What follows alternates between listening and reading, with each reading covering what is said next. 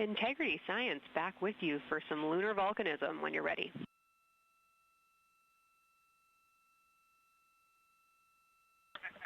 Go ahead. You're making our day down here getting to talk about lunar volcanoes. Oriental, as far as mare go, is younger than almost all of the mare on the near side. The exception are features like Aristarchus, which really pop out to you guys and really pop out to us here on Earth. That is younger, but other than that, Oriental is pretty young as far as mare go.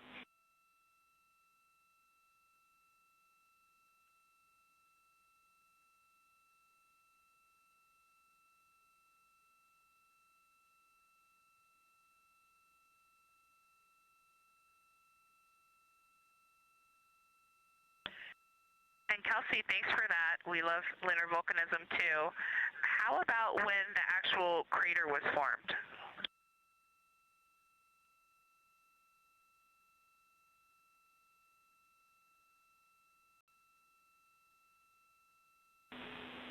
Yeah, we're going to get you an age for Oriental, and while we're getting that, Christina, can you, maybe you've heard the window team talk about the sort of contacts around Oriental, but because that material is so much younger, if anything pops out to you about physical relationship between that and surrounding terrain, we'd love to hear it.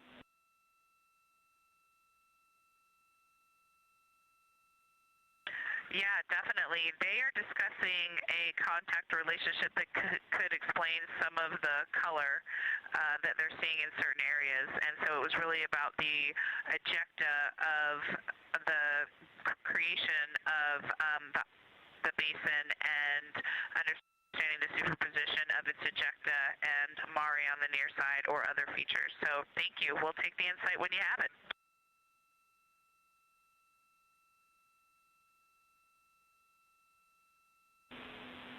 Thank you, Integrity. And I know Jenny wants to get to you with some topics, so I'll leave you with Oriental is 3.8 billion years old.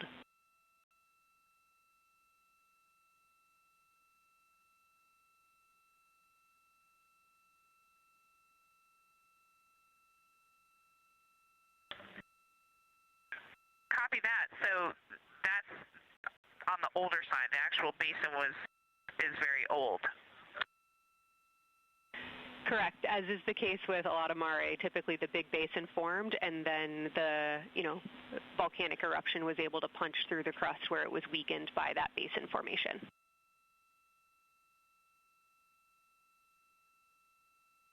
Perfect. Tracking. Thank you.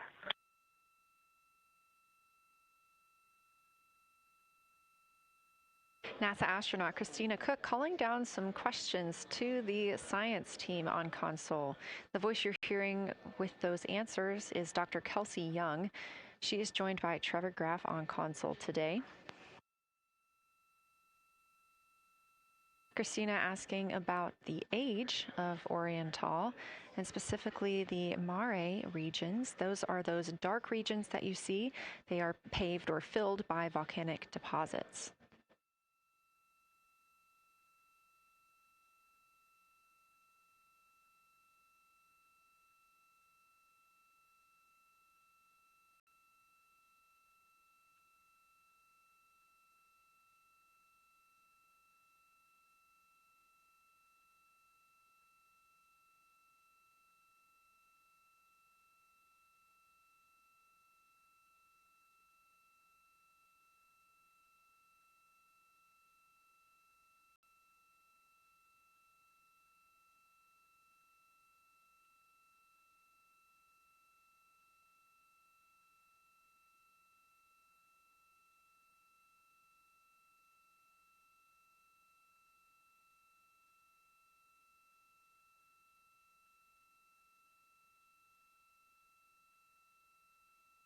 Better answer. Integrity, it's about time for a position swap at the window.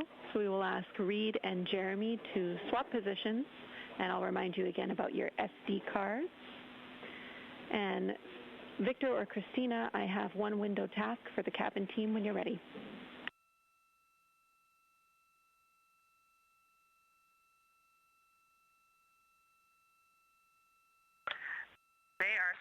and I'm ready.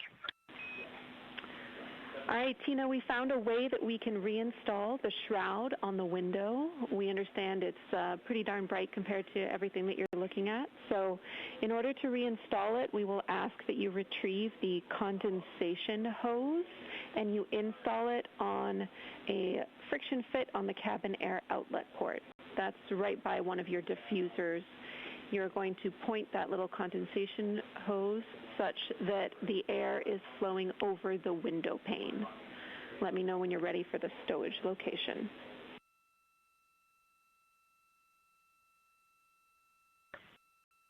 Ready.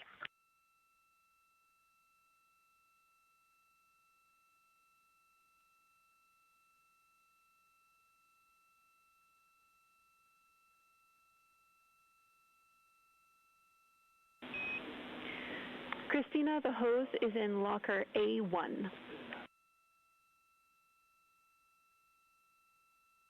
The crew has gotten a go to reinstall that window shroud they were using to block some of the earthshine. Copy. This view coming from inside the Orion spacecraft as the crew members are swapping windows, specifically Reed Wiseman and Jeremy Hansen. They've been our crew members at the windows taking photos, making annotations, and making recordings that'll be downlinked later to the science team for review. The science team will have a conference tomorrow morning with the crew to get any fresh perspectives or things that they learned during the flyby.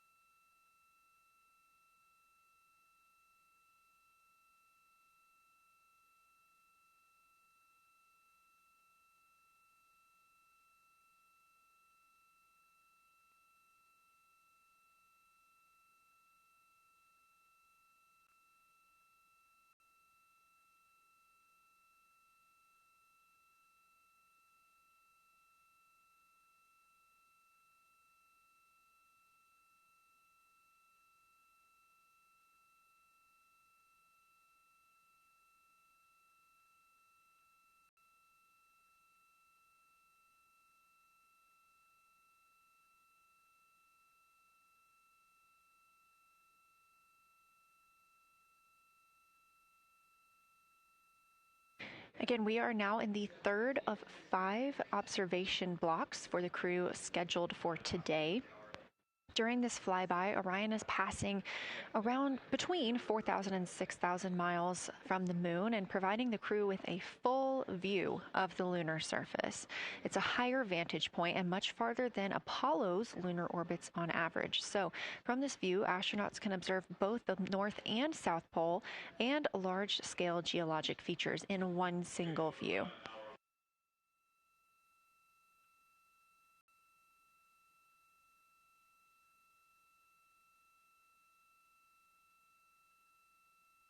We are now just under an hour until Orion passes behind the moon, and we lose communication with the crew.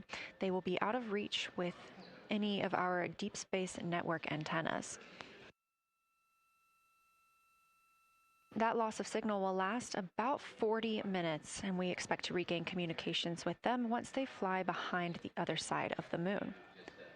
While they are behind the moon, they will also reach their max Earth altitude as well as their closest approach to the lunar surface.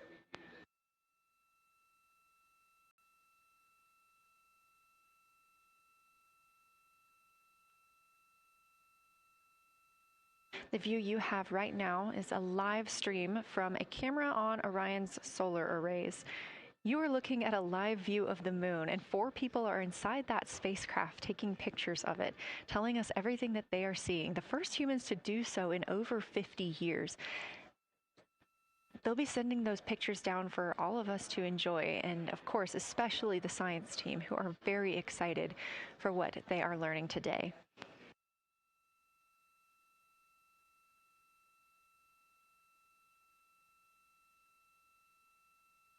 It appears the Artemis 2 spacecraft, Orion, is now under 5,000 miles away from the moon. Again, we expect their closest distance to the moon be about 4,066 miles.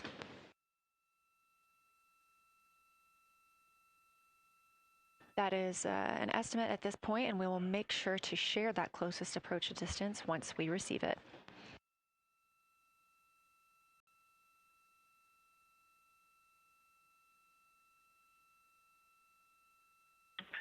And Houston, integrity question, did you just want us to cool the window with the condensation hose, or did you want us to put the shroud back on and cool the window at the same time?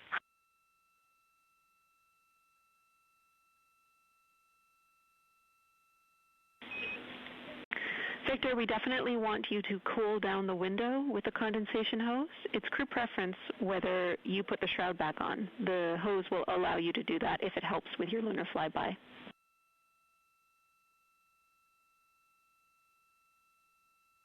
Okay, copy. We're going to do both at the same time. Thank you. Houston copies.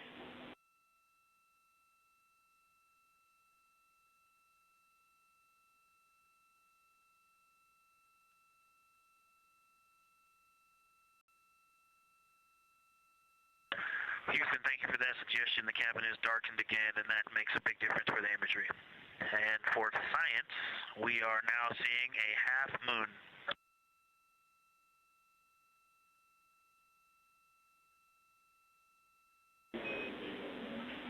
Thank you, Victor. We're happy to hear it, and we see half moon, full moon joy still.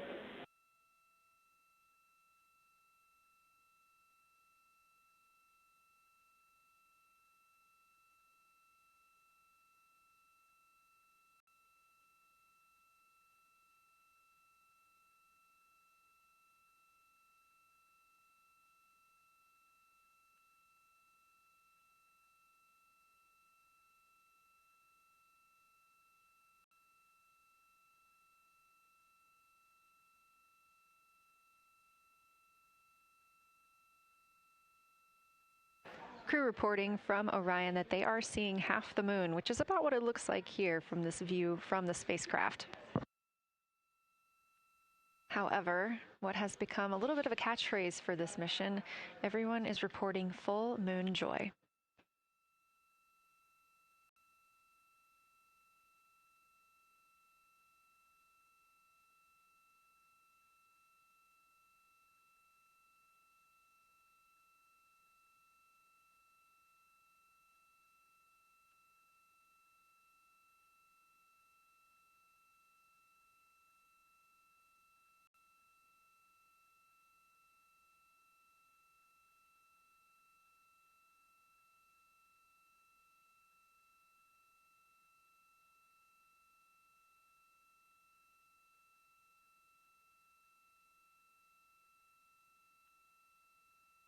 We are keeping up with which targets the crew is tracking through their lunar targeting package. They are just wrapping up their second. Science, integrity, another observation the window team commented on and Christina and I discussed a bit is in Herzsprung.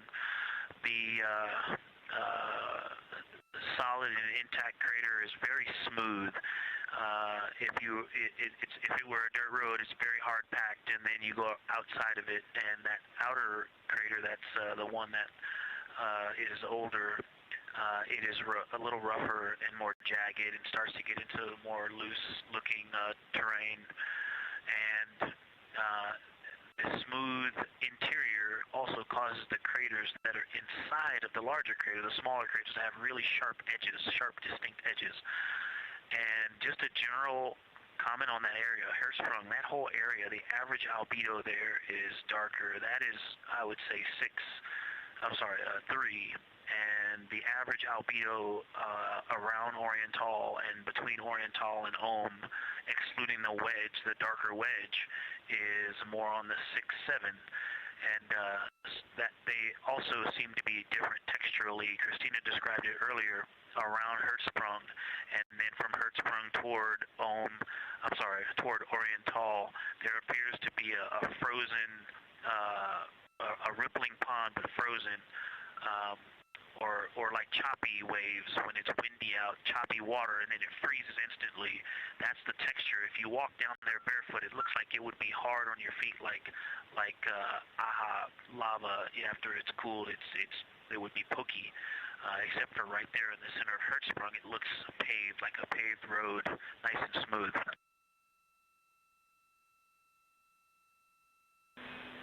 Victor, that's a wonderful description. Going from a paved road to lava reminds us of the Icelandic highlands. Thanks for that.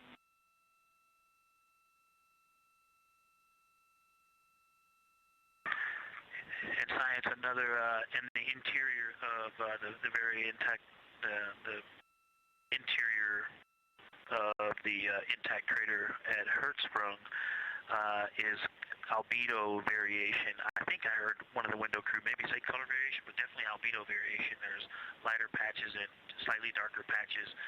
It's not swirling, it's just patchy. It just has spots that are lighter, and I would say a predominantly darker average area. Great descriptions, Victor. Thanks. Not swirly, just patchy is really helpful for us.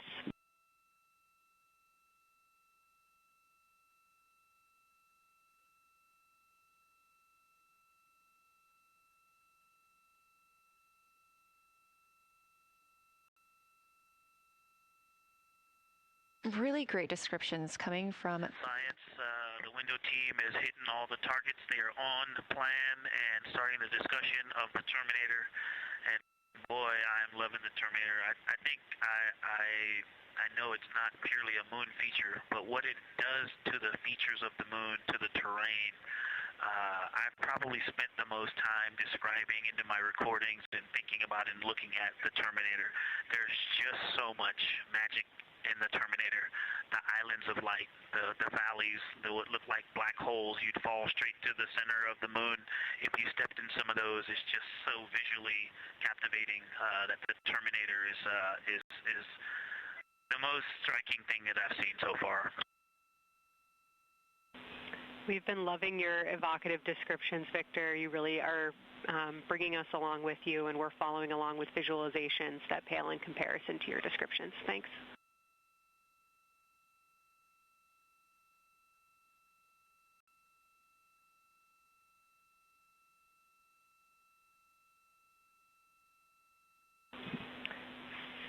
Integrity Science, one more question on a status of what the window team chose to observe for crew choice.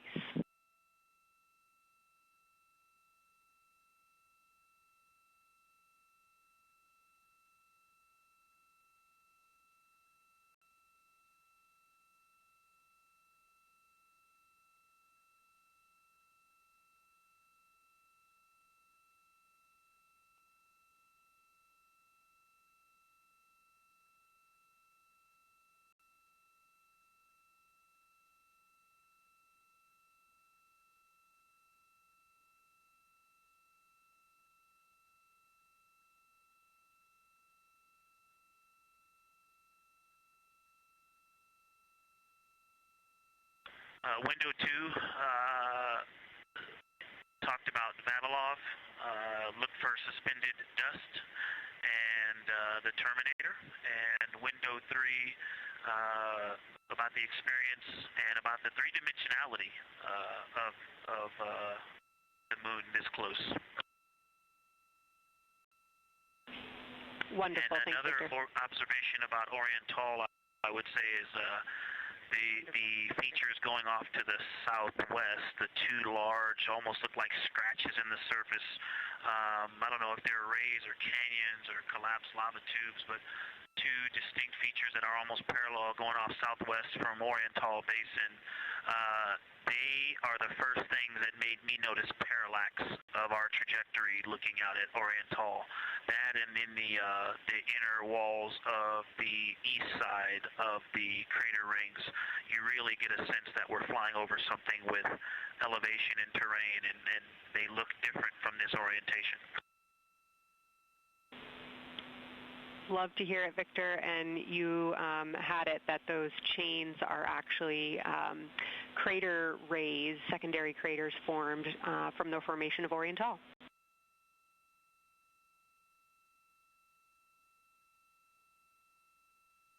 Yeah, speaking of crater rays, the crater rays that are going off to the north, northwest,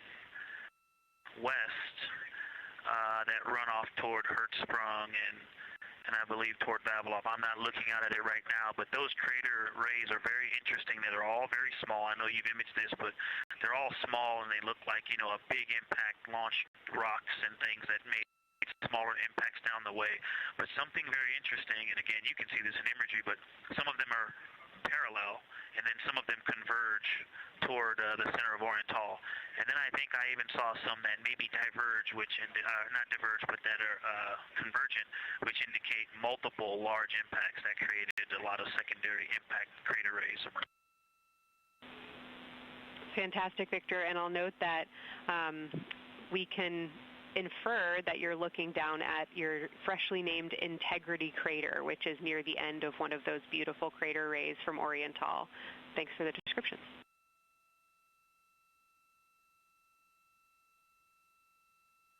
Yeah, you're welcome. And Integrity is easily identifiable with the naked eye from this point.